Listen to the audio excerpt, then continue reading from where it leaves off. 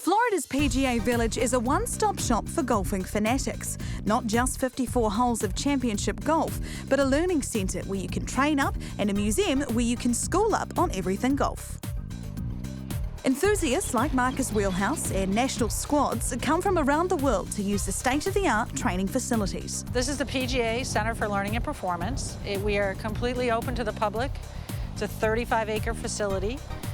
We have 25,000 square feet of putting greens, 7 bunkers. We have 100 hitting bays, a pitching green, 2 chipping greens. In fact, all the driving bays are movable, so they can be positioned around the property for golfers to practice hitting in different wind directions. And when it comes to bunkers, the Learning Centre has every sand trap under the sun. So Holly, I've seen a few practice facilities around the world, but never with 7 bunkers. Talk me through a bit of it.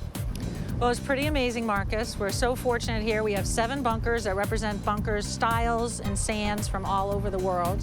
We have the typical pot bunker that you'd see in the British Isles, and we see so much in the British Open.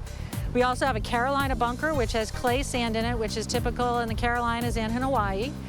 We have the championship bunker, which you see most commonly, in all our championships in North America. But today I'm going to have you, go out of our flat bottom bunker. A flat bottom bunker has concrete sand in it. It's called coquina down here in Florida.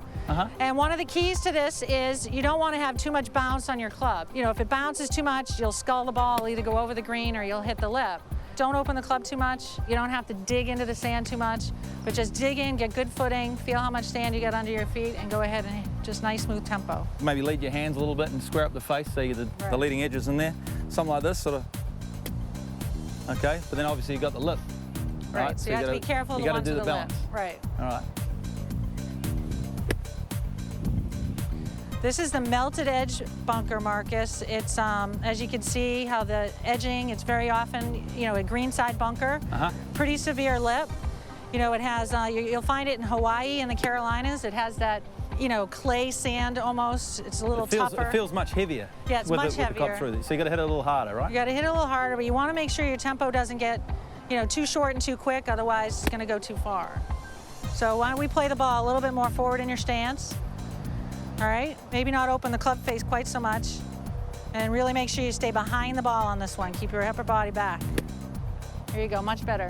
Great shot. Nice tip. And it's not just the facilities that attract elite golfers to the PGA Learning Centre, but Florida's climate too. Now that the golf is going to be in the Olympics in 2016, we've seen a large influx, especially, from other countries coming over here to train during the winter months when the weather's not any good over there in Europe and Russia and even Canada. We have the Swiss come, the Germans, and we had a group from India this year as well. And the centre is open to any golfer, be it future Olympian or weekend warrior. We're here for everybody, whether you're 2 years old or you're 99 years old. We want to help golfers of all abilities, people who are just starting no matter what age they are. But 365 days a year we're open. You can work on all aspects of your game and just enjoy the sunny Florida weather. From training like a pro, you can then go next door to marvel at those who conquered the world.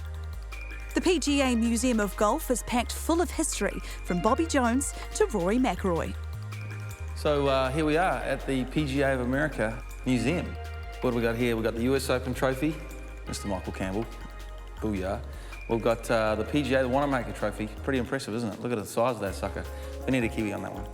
We've got the Masters, Stevie Williams owns that. Oh no, sorry, Adam Scott. And then we've got, of course, the claret jug, Mr. Bob Charles, our lefty. The museum has relics from the PGA's beginnings in 1916 and all its traditions since. Here's something I didn't know. Every year, the PGA defending champion gives the PGA champions that are there a little gift, and they have a big dinner, just pretty much like the Masters do. But there's some pretty cool gifts they give out. Sean McKeel gave out the guitars to every champion. Rich Bean gave out a pair of leather boots, real cowboy boys, big PGA emblem on them. And Tiger Woods gave out an iPod. That's pretty cool. The PGA America are really big on golf instruction, and a big part of their whole ethos. The evolution of golf instruction. I'm one of those coaches now. I better start reading about all that stuff. The museum covers coaching, competitions and those unforgettable moments from PGA run events, like the Ryder Cup. We've got a whole lot of golf bags with all the guys' names down them. And, you know, obviously some pretty special moments in the Ryder Cup, like off-the-hook moments. Here's the Belfry in '93. USA took that one, 15-13. Some great players in there. Tom Watson led that team. And then we move over to last year's one, 2012. Davis Love got defeated on his home turf. Devastating for him. But one of my favourites, Bell, got in there. And I remember Poulter turning it around with those 5 birdies just before the last day, so it was pretty cool. If you want to learn about the best or learn how to best escape a bunker, then the PGA Village in Florida has every aspect of the game covered.